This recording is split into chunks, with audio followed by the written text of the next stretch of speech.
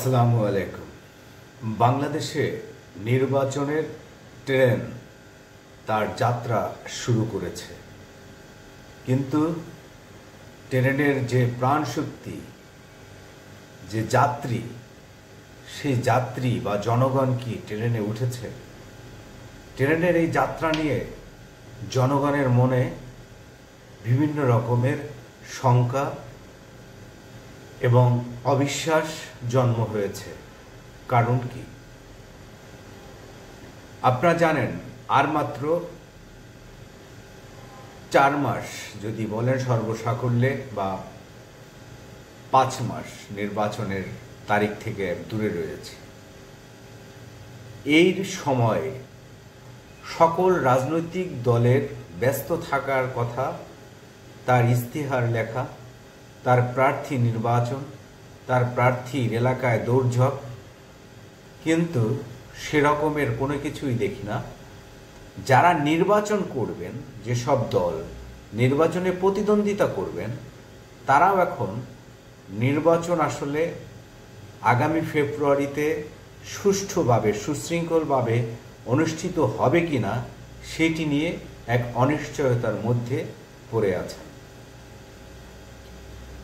এই অনিশ্চয়তার অনেকগুলো কারণ আপনার আমার সামনে আমরা দেখতে পাচ্ছি।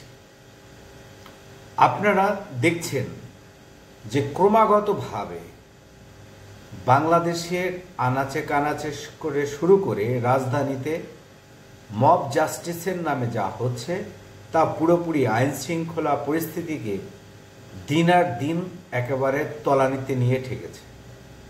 তো একটা রাষ্ট্রের মধ্যে যদি আইন শৃঙ্খলা বাহিনী মব জাস্টিসই আপনার ফেরাতে না পারেন, তাহলে সারা বাংলাদেশে 300 আসনে এই জাতীয় নির্বাচন তারা কিভাবে অনুষ্ঠিত করবেন? তাহলে কি এই আইন শৃঙ্খলা বাহিনী দিয়ে কি সুষ্ঠু, সুশৃঙ্খল, নিরাপদভাবে 300 আসনে নির্বাচন করা সম্ভব? সেই শঙ্কাটাই জনগণ করছে এখন। আপনারা জানেন যে চট্টগ্রাম বিশ্ববিদ্যালয়ে টানা 24 ঘন্টা সংঘর্ষ চলল। সেই সংঘর্ষে ছাত্ররা আহত হল। আমরা ফেসবুকে দেখলাম, সামাজিক যোগাযোগ মাধ্যমে সেই বিশ্ববিদ্যালয়ের উপাচার্য কান্নাকাটি করে তিনি সহযোগিতা চাচ্ছেন, ছাত্রদেরকে সংঘর্ষ থেকে সরে আসতে বলছে, কিন্তু কেউ তাকে সাহায্য করছে না, তার কথা কেউ শুনছে না। ক্যাম্পাসে পুলিশ নেই, অন্য আইন শৃঙ্খলা বাহিনীর সদস্যরাও কেউ নাই। অর্থাৎ একটা ইউনিভার্সিটি, একটা ছোট্ট একটি এলাকার মধ্যে, একটা বিভাগীয় শহরের একটি ইউনিভার্সিটিতে একটি সংঘর্ষের ঘটনা ঘটেছে। সেই সংঘর্ষ 24 ঘন্টার বেশি সময় ধরে চলল এবং সেই সংঘর্ষ থামাতে পারল না আইন শৃঙ্খলা বাহিনী। তাহলে কোনো ভোট কেন্দ্রে যদি আক্রমণ হয়, কোনো ভোট কেন্দ্রে যদি সংঘর্ষের ঘটনা ঘটে, তাহলে এই আইন শৃঙ্খলা বাহিনী, এই পুলিশ সদস্যরা কি সেটি দমনের জন্য প্রস্তুত রয়েছে এখন? শুধু কি একটি আসনে, জাতীয় নির্বাচনে সহিংসতার ঘটনা ঘটলে কি শুধু একটি আসনে সহিংসতা হয়? আমরা দেখেছি এর আগে যত নির্বাচনই হয়েছে, একাধিক আসনে, একাধিক কেন্দ্রে বিভিন্ন সময় এই সংঘর্ষের ঘটনাগুলো ঘটে। সেখানে ভোটারদের নিরাপত্তার বিষয়টি রয়েছে, ব্যালটের নিরাপত্তার বিষয়টি রয়েছে, সেখানে যারা দায়িত্ব পালন করেন তাদের নিরাপত্তার বিষয়টি রয়েছে, এবং ভোট কেন্দ্রের চারপাশের নিরাপত্তা, ভোট কেন্দ্রের অভ্যন্তরীণ নিরাপত্তার বিষয় রয়েছে, প্রার্থীদের নিরাপত্তার বিষয় রয়েছে, প্রার্থীদের যে পোলিং এজেন্ট থাকে তাদের নিরাপত্তার বিষয় রয়েছে। তাহলে এত সংখ্যক মানুষের নিরাপত্তা নিশ্চিত করা কি এই আইন শৃঙ্খলা বাহিনী বা এই পুলিশের পক্ষে সম্ভব হবে? সেই প্রশ্নগুলোই আসলে মানুষ করছে। অর্থাৎ মব জাস্টিস থামানো যাচ্ছে না। আইন শৃঙ্খলা পরিস্থিতি, ইউনিভার্সিটির একটি সংঘর্ষে হচ্ছে সেটি থামানো যাচ্ছে না। শুধু চট্টগ্রাম ইউনিভার্সিটিতে নয়, ময়মনসিংহ কৃষি বিশ্ববিদ্যালয়, সেখানে যে ছাত্ররা আন্দোলন করছে, দুদিন এই যে ট্রেন যোগাযোগ বন্ধ করে দিয়ে তারা আন্দোলন করছে, সেটি শুরু হয়েছে। বুয়েট শিক্ষার্থীরা যে আন্দোলন করেছে সেটি শুরু হয়েছে। রাজশাহী বিশ্ববিদ্যালয়ে রাষ্ট্র নির্বাচন নিয়ে যে ছাত্রদের মধ্যে উত্তেজনা বিরাজ করছে সেটি কি শুরু হয়েছে। এছাড়া জাহাঙ্গীরনগরে নির্বাচন কেন্দ্রিক একটি অস্থিতিশীল পরিবেশ হয়ে রয়েছে, সেটি কি শুরু হয়েছে। ডাকসু নির্বাচন নিয়ে আসলে কি হচ্ছে। ডাকসু নির্বাচন নিয়ে আপনারা দেখেছেন যে আজকে উচ্চ আদালতে স্থগিতের রায় দিয়েছে।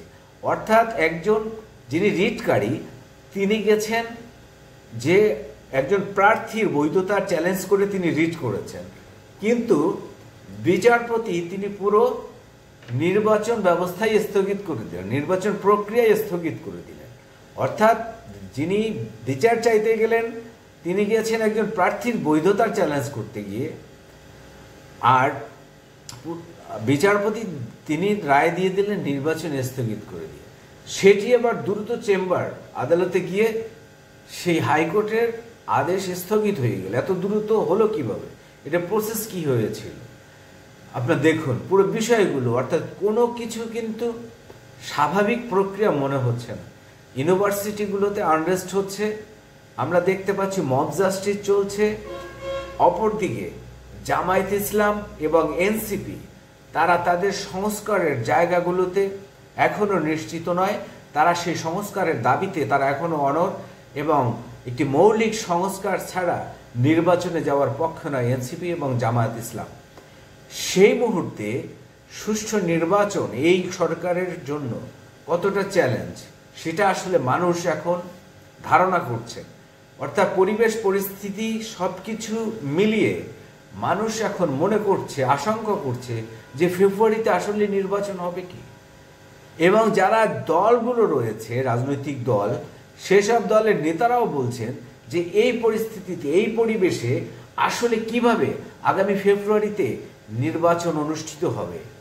সরকার এবং নির্বাচন কমিশন যে ঘোষণা দিয়েছে যে নির্বাচনের ট্রেনের যে যাত্রা শুরু হয়েছে, সেই ট্রেনে কি আসলে নির্বাচনে যারা প্রতিদ্বন্দ্বিতা করবে সেই রাজনৈতিক দলগুলো কি ট্রেনে উঠেছে, যারা প্রার্থী হবেন বিভিন্ন আসনে তারা কি সেই ট্রেনে উঠেছেন, এবং আইন শৃঙ্খলা বাহিনীর সদস্য যারা রয়েছেন তারা কি ট্রেনে উঠেছেন এই নির্বাচনকে সুশৃঙ্খলভাবে সুন্দরভাবে করার জন্য। তাদের কি সেই সামর্থ্য হয়েছে, সেই সামর্থ্য রয়েছে।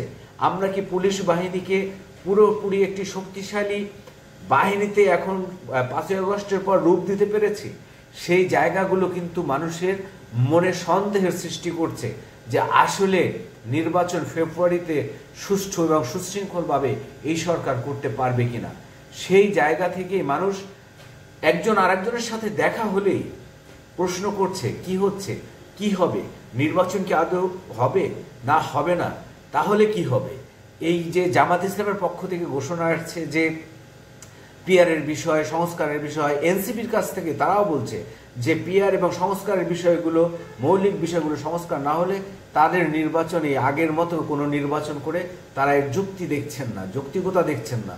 তাহলে আসলে নির্বাচনটা করবেন কারা, কাদের সঙ্গে করবে। শুধু বিএনপি বলছেন যে নির্বাচন হতে হবে, অন্য দলগুলোও বলছে নির্বাচন হতে হবে, কিন্তু তারা নির্বাচন হতে হবে বলে আবার যে শর্তগুলো দিচ্ছে, আবার যে আশঙ্কাগুলো প্রকাশ করছে, সেগুলো আসলে মানুষের মনেও আশঙ্কা তৈরি হয়েছে। তাহলে আসলে কি হবে, এইভাবে কি এই পরিস্থিতির কি উন্নতি দ্রুত হবে? যদি দ্রুত না হয় তাহলে ফেব্রুয়ারিতে কি এই পরিস্থিতির মধ্যেই নির্বাচন হবে? সেই নির্বাচন কতটা সুষ্ঠু এবং ফেয়ার হবে এবং ভোটারদের জন্য নিরাপদ হবে, প্রার্থীদের জন্য নিরাপদ হবে, সেই প্রশ্নগুলো এখন মানুষ সামনে নিয়ে আসছে, ভোটাররা সামনে নিয়ে আসছে। সরকার এবং নির্বাচন কমিশন যতই বলুক ট্রেন চলছে নির্বাচনের, কিন্তু মানুষ এবং জনগণ যারা ভোটার তারা সেই জায়গায় এখনো শতভাগ আস্থায় নেই।